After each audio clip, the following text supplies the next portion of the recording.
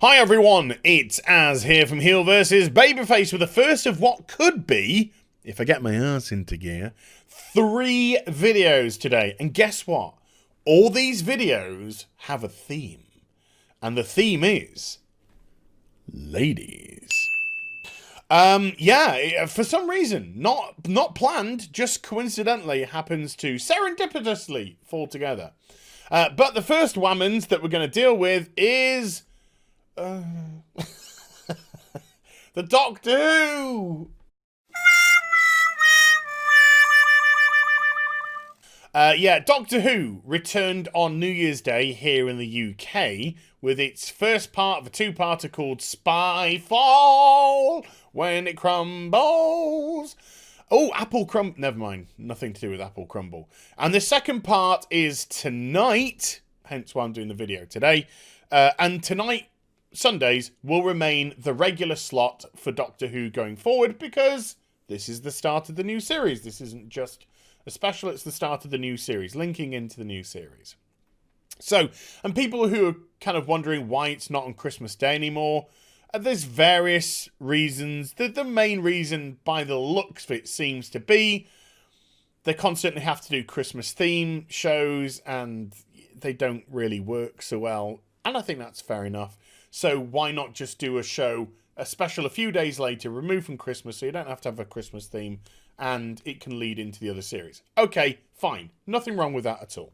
So I'm not gonna have a bitch and a moan at that. However, what I am gonna have a bitch and a moan about is Jodie Whittaker. No. Well, I am, but we'll get to that in a bit. Is the viewers. The viewership for the show. So there was no Doctor Who in 2019. Yay! Thank goodness. And it might have been actually a welcome break because not the hotels, people in the UK. Why are we still here? Just to suffer? Because, well, not hotels, service stations. Whatever. It's a British thing. All the people who aren't living in the UK or don't travel on motorways just like, what is he talking about? And now I'm explaining it, which is just even worse. Shut up, me! It's probably a good thing because I didn't think Jodie Whittaker covered herself in glory leading up to the role of Doctor Who. Many of you will know, I was actually an advocate.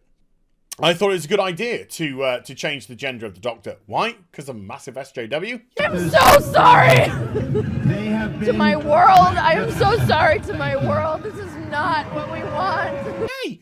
No, because I thought this show was getting stale and it needed some sort of energy reintroduced to it, right? And I think if they had the right casting, and I thought at the time Jodie might be decent casting, I thought that they could put her in interesting situations. Particularly, like I said, with the right person. But when I'm thinking of a female Doctor Who, I kind of have a different idea. I have people like Tilda Swinton in mind. Probably too big a star, but I just think Tilda Swinton would make bueno Doctor. I think Joanna Lumley, I don't understand why she wasn't in consideration. I think Joanna Lumley would be brilliant. She has played the Doctor before in a comedy sketch back in the 1990s. But I think she would actually be perfect. Olivia Colman, again, probably a bit too big. She's won an Oscar now. Olivia Colman actually did appear in Matt Smith's debut episode of Doctor Who. She was one of the women in a coma in the hospital, the one that had the 2 children, and the children were speaking, and her mouth was closed, but it's her voice, and she was like, oh, I can never get mouths right. Ladies. So, you know, that's the kind of female Doctor. Dawn French, another one. You know, Dawn French, I think, would make a super... Even Jennifer Saunders as well. God, my God, I could go on for a bit. Those are the kind of women that I think of when I think of a female Doctor. Women that have a great sense of humour about them. I'm not sure about Tilda Swinton's sense of humour per se. I've never seen her do anything like comedic, but she's just phenomenal. You know, I think she could play a very stern, stoic Doctor. But the others, I think they have a great humour and a great charisma and personality about them. Jodie Whittaker, I'm a woman! That's all she seemed to say leading up to the Doctor Who, her debut as Doctor Who. I'm a woman and men are horrible. It was so bizarre because I thought that the show would, if the show was going to fail with Jodie Whittaker in it, it would fail because of the writing. Chris Chibnall wasn't particularly proven. I think I liked his dinosaurs on a spaceship episode. I thought that was a bit zany, a bit different. Quite liked it. And it had not just the silly elements to it, but it had quite a serious and sad bit in it as well. And you know, the Doctor showed some various different sides of his personality in that episode. But other than that, not been particularly impressed with his stuff. So I thought if the show was going to be bad and fail, it'd be due to the writing. I didn't know Jodie Whittaker just wouldn't shut up.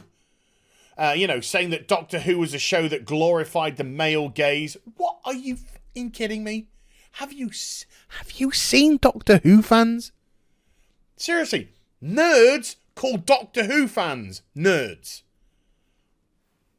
Just saying. And that is not an insult to Doctor Who fans. I'm one. I've been following Doctor Who since I was a kid. And then I picked up New Who from 2005 with Christopher Eccleston onwards. But viewers, not good. Let's get back on track. Viewers, not good at all. The New Year's Day return did only 4.88 million. Now, to put that into perspective, let's have a look at the previous season of Doctor Who. Now, when Jodie Whittaker debuted, she came in at 8.2 overnight, so that's just people that watched it live. And then it was consolidated. I don't take this +4 business into consideration at all. It was consolidated to 10.5. So that's people who are watching it on DVR, streaming it on iPlayer later, stuff like that. So consolidated 10.5 million. That's great. That is absolutely fantastic. I think it was the Doctor Who Christmas Special 2007 where David Tennant was at his pinnacle. Pinnacle of 10 inches. Did 13 million. So 10.5 was outstanding. Why was it outstanding? There was a curiosity. There was a legitimate curiosity. Okay, the Doctor's changing gender for the very first time in 4 years, whatever it was. Let's have a look at this different spin. That is where my enthusiasm came from. And then what we got was a very boring episode with very bland characters and Jodie Whittaker doing a pretty abysmal impression of Matt Smith and David Tennant. And you could say, I understand it was her first episode, she's trying to get a feel for the role, etc., etc. I get that. But when you look at the other actors, I'm not even going to say genders, the other actors who played Doctor Who, they came in and bang, right from the get-go, they had a very realised idea of who they wanted their Doctor to be. I would imagine Jodie would have a similar process as an actor. This is how I want to do the personality, this is whatever. But big butts. I like big butts and I cannot get demonetized. I get demonetized all the time. What am I saying? When it got to episode 10, just 10 episodes later in a run, we are down to an overnight of just over 5 million, last couple of episodes, which, by the way, is the same area that Peter Capaldi's Doctor was in. Okay? This is pretty much where Peter Capaldi's Doctor is. With a consolidated amount of between, low 6 millions to 6.5 million. Not good. So, that's last season. So even there, we're down nearly 500,000 viewers from the last episode of the last season. Don't know the consolidated yet. Episode 2 is tonight. So, with it being a Sunday, Sunday's a good night for TV here in the UK. It could get a boost. So, are these figures because Doctor Who has just been away for a year? Well, maybe. Or maybe it's shut your mouth. Shut your mouth.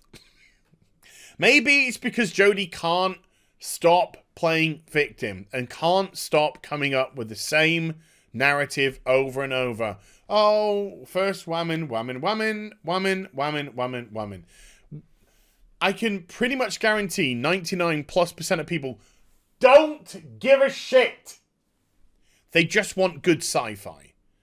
Doctor Who fans just want good sci-fi. I think Doctor Who fans are very intelligent for the most part. I think there are people who are legitimately interested in the sciences and academia and stuff like that. Kind of more cerebral. That's not an insult to other fan bases. Apart from the ones that it is. You know, and I think they just want good sci-fi. That's all they want from the show. They want interesting characters with interesting sci-fi. And to me, the show never gelled. I watched the first 2 episodes, and I found the first episode cripplingly boring. I found the second episode even more boring. And probably what was worse is there were too many companions, 3 companions plus the Doctor. I felt as if Jodie got lost in the melee. And on top of that, and I'm going to say it, folks, because it's true, I didn't think that the companions particularly added anything at all. It just felt like they were playing diversity bingo. Let's tick off of this, let's tick off of that.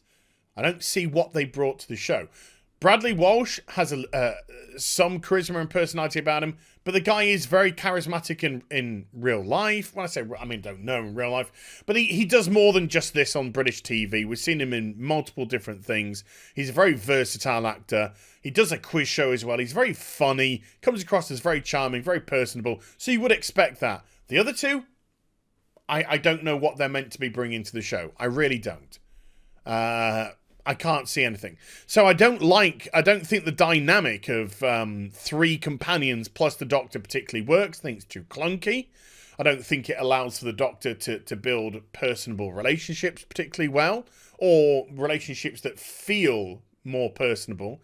I think a singular companion works better, and it could have been very interesting to have the Doctor in a female form and a younger male companion, and sort of see how the dynamic worked, particularly if he was attracted to Jodie Whittaker's Doctor, and how they would potentially respond based off the fact that they've spent the last 3,000 or so years, whatever it is, as a man, as a straight man, because he's been married and had children and grandchildren and etc. So stuff like that could have been interesting themes to explore. No. Episode 3, let's go to Rosa Parks and tell why all the white people are bad. You know? The Rosa Parks things to me was the epitome of poor writing. It was the epitome that you couldn't take a serious theme and turn it into a sci-fi show. It became very lecturing. Oh, I'm just going to hit the nail on the head. When you have a sci-fi show, no, it shows that you're not good enough. It shows that you're not intelligent enough to write a sci-fi episode that dealt with the same themes surrounding the Rosa Parks incident, etc. It just felt like identity politics. It just felt like they were virtue signaling for the sake of potentially recognition, awards, aren't we so woke, all that kind of stuff. And it has turned people off dramatically during the course of the series, and now returning hugely. So there we go. I will maybe watch the Skyfall Part 1 and 2 when the second part hits tonight. Maybe watch them both tomorrow in one thing. And when the viewing figures come out, when the ratings come out, maybe do another video and kind of give my opinion on what I thought.